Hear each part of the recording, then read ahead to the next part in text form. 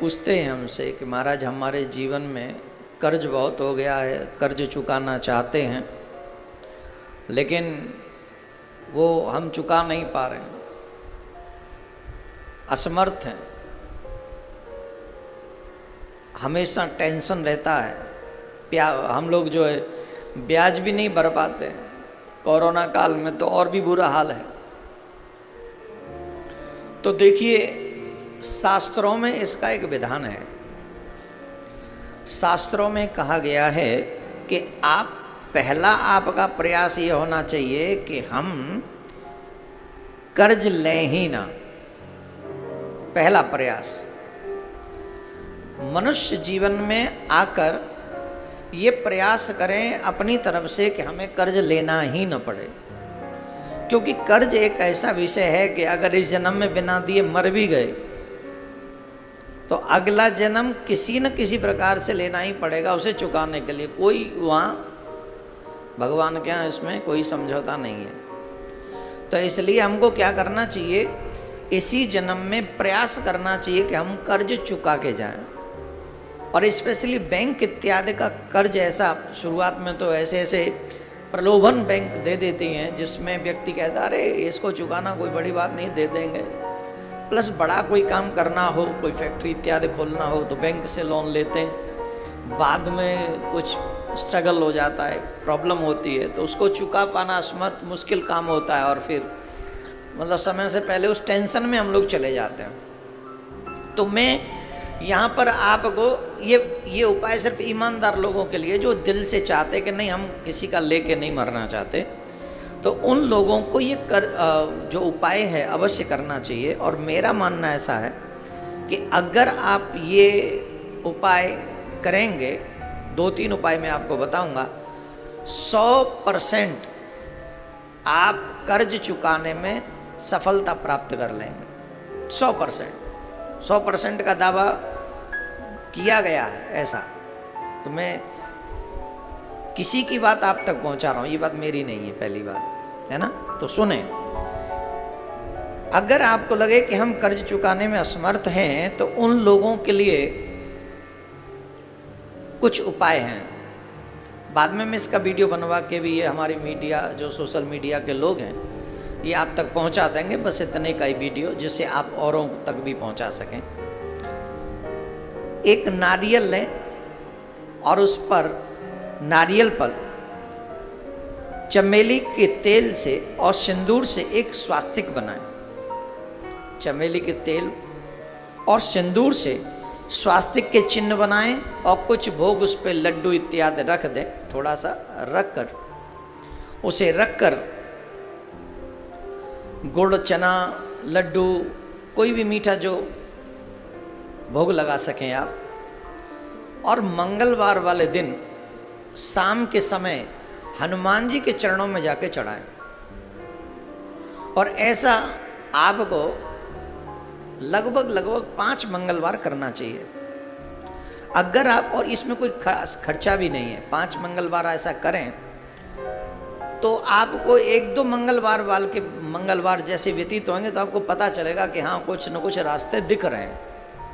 लेकिन ये श्रद्धा से करें, पवित्रता से। जब ये करें तो नहा के, स्नान करके फिर ये आपको करना चाहिए। एक दूसरा उपाय है कि शनिवार के दिन सुबह नित्य कर्म, स्नान इत्यादि करने के बाद जितनी आपकी हाइट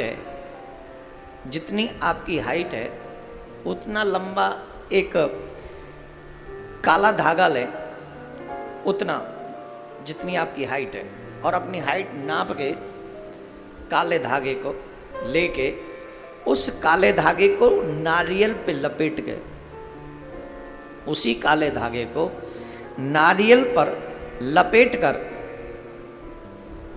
इसका करना क्या है कि आपको वो नारियल शनिवार के दिन किसी नदी के पास जहाँ पानी बहता हो, बहते हुए पानी के पास पहले उसका पूजन घर में ही कर लें, घर में न करें तो नदी के तट पे कर लें, थोड़ा सा नारियल का पूजन करके।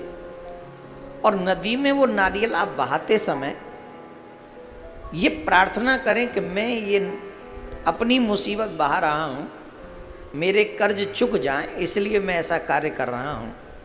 तो जितना नारियल बह के जितनी दूर जाएगा उतना ही आपकी मुसीबत भी उतनी दूर बह के चली जाएगी।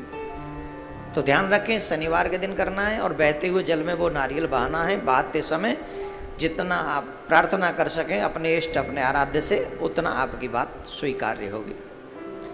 तीसरा और एक अहम, बहुत सुंदर ये कर्ज चुकाने का एक उपाय है, और इसके बाद हम सोमवार वाले दिन किसी बट वृक्ष के पास आप जाएं, बड़ के वृक्ष के पास, और 1 लोटा जल लेकर जाएं। 1 लोटा जल ले जाकर बट की जड़ में वो जल चढ़ाएं, ये याद करते हुए, ये ध्यान करते हुए कि हम बटकेश्वर महादेव का स्नान करा रहे हैं, और अपने सारे दुख वहां प्रकट करें। सारे दुख प्रकट करें, आप अपने सारी बातें कह दें, कर्ज की बातें कह दें। सोमवार के दिन, एवरी सोमवार मीन्स आपको ये भी 5 सोमवार करना है। 5 सोमवार करना है, बहुत बड़ी बात है नहीं, सिर्फ जल चढ़ा के चले आना है।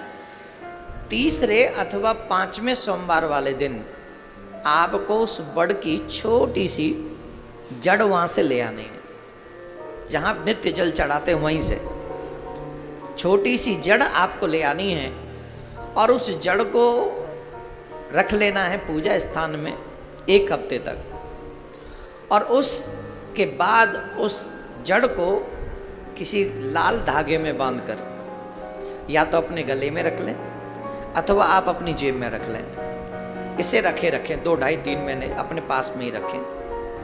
आप देखेंगे कि ये जड़ भी धीरे धीरे धीरे धीरे बढ़ती चली जाएगी। इसे कोई जल की आवश्यकता नहीं पड़ेगी, इसे आपको कोई एक्स्ट्रा कहीं से जल नहीं देना है। बट वृक्ष में लक्ष्मी का असीम अनुकंपा होती है, और कई बार लक्ष्मी नारायण बट वृक्ष के नीचे आकर निवास करते हैं। तो जब आप इतनी श्रद्धा से बट के वृक्ष के नीचे उसकी जड़ में जल देंगे, वो भी बटकेश्वर महादेव का ध्यान करेंगे, और 5 सोमवार आप ऐसा करेंगे, और तीसरे अथवा 5वें सोमवार में वो जो जड़ ले आएंगे और उसे आप अपने तन से कहीं लगा के रखेंगे, तो वो जड़ भी बढ़ती चली जाएगी। और ये जड़ ज्यों ज्यों बढ़ेगी त्यों त्यों लक्ष्मी का आकर्षण होगा, और आपके घर में लक्ष्मी की कृपा होगी। और जब लक्ष्मी की कृपा हो जाए तो फिर तो कर्ज अपने आप चुके ही जाएगा। तो ऐसा ये उपाय कर्ज चुकाने के लिए मैंने 3 प्रमुख उपाय